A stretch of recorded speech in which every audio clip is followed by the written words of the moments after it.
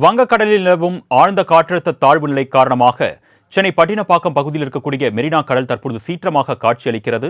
அதன் காட்சியை நாம் பார்த்துக் கொண்டிருக்கிறோம். இது குறித்த கூடுதல் விவரங்களை செய்தியாளர் ராஜேஷ் வழங்க நாம் கேட்கலாம். வணக்கம் ராஜேஷ். கடல் சீற்றமாக காணப்படக்கூடிய இந்த சூழ்நிலையில மக்களுடைய பாதுகாப்புக்காக என்னென்ன ஏற்பாடுகள் செய்யப்பட்டிருக்கு, விவரங்கள்? வணக்கம் அருணேஷ். நாம் இருக்கக்கூடிய இந்த பகுதி என்பது சென்னை மெரினா கடற்கரை, பட்டினப்பாக்கம் கடற்கரை உள்ளிட்ட பல்வேறு பகுதிகள் கடல் சீற்றத்தினுடன் காணப்படுகிறது. தென்கிழக்கு வங்கக்கடல் பகுதியில் நிலவக்கூடிய அந்த காற்றழுத்த தாழ்வு பகுதி காரணமாக சென்னையில் தொடர்ச்சியாக மழை பெய்து வருகிறது. இருந்தபோதிலும் நாம் இருக்கக்கூடிய இந்த கடற்கரையை பொறுத்த வரைக்குமே கடல் சீற்றத்துடன் காணப்படக்கூடிய அந்த காட்சிகளை நம்மளுடைய ஒளிப்பதிவாளர் ஜெகதீஷ் அவர்கள் நேரலையாக காண்பிக்கக்கூடிய அந்த காட்சிகளை தான் நீங்கள் பார்த்து கொண்டிருக்கிறீர்கள். கடல் சீற்றத்துடன் காணப்படுகிறது. அதே நேரத்தில் இங்கு வரக்கூடிய பொதுமக்கள் யாரும் கடலுக்கு குளிக்க வேண்டாம் என்று தொடர்ச்சியாக இங்கு இருக்கக்கூடிய காவல்துறை அதிகாரிகளாக இருக்கட்டும், இங்கு இருக்கக்கூடிய மெரினா மீட்பு படையினராக இருக்கட்டும், அவர்கள் தொடர்ச்சியாக வலியுறுத்தி வரக்கூடிய அந்த சூழல் என்பது இருக்கிறது.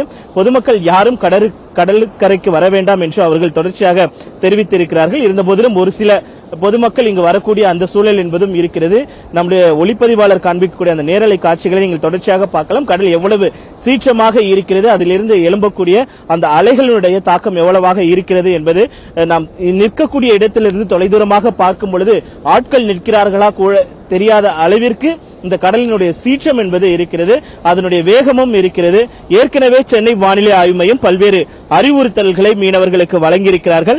ஏனென்றால் கடலுக்கு மீன்பிடிக்க செல்ல வேண்டாம் என்றெல்லாம் அவர்கள் வலியுறுத்தி இருக்கக்கூடிய இந்த சூழ்நிலையில் ஒரு சிலர் இங்கு மீன்பிடிப்பதையும் நம்மால் பார்க்க முடிகிறது.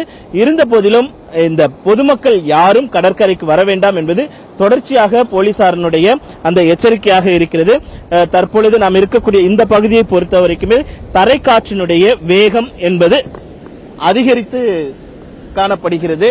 தரைக்காற்றினுடைய தாழ்ந்த காற்றழுத்த தாழ்வு பகுதியாக இருந்த போதிலும் அதனுடைய அந்த காற்றினுடைய தாக்கம் என்பது சற்று அதிகமாகத்தான் இருக்கிறது. ஏற்கனவே சென்னை வானிலை ஆய்வு மையம் ஏற்கனவே தெரிவித்திருந்தார்கள், அறிவுறுத்தியிருந்தார்கள், தரைக்காற்றினுடைய தாக்கம் என்பது அதிகமாக இருக்கும், கடற்கரைக்கு பொதுமக்கள் யாரும் வர வேண்டாம் என்று அறிவித்திருந்தார்கள். அதன் அடிப்படையில் பார்க்கும்போது மணிக்கு 40 கிலோமீட்டர் வேகத்தில் காற்று வீசக்கூடும் என்று ஏற்கனவே தெரிவித்திருந்தார்கள். பொதுமக்கள் பொறுத்த வரைக்குமே இது சாதாரண காற்றழுத்த தாழ்வு பகுதி தானே, கடலுக்கு செல்லலாம் என்ற எண்ணம் இருக்கலாம். ஆனால் இங்கு காற்றினுடைய தாக்கமும் மழையினுடைய வேகமும் அதிகமாக இருப்பதால் பொதுமக்கள் யாரும் இங்கு வர வேண்டாம் என்று எச்சரிக்கை விடுக்கப்பட்டிருக்கிறது. நாம் நேரலையாக பார்த்து கொண்டிருக்கிறோம் கடலினுடைய அந்த காற்றினுடைய தாக்கம் எந்த அளவிற்கு இருக்கிறது கடலில் என்பதை நம்முடைய ஒளிப்பதிவாளர் காண்பிக்கக்கூடிய அந்த நேரலை காட்சிகளை தற்பொழுது பார்த்துக் கொண்டிருக்கிறீர்கள். அருணேஷ், உங்களுடைய கள நிலவரங்களுக்கு நன்றி ராஜேஷ்.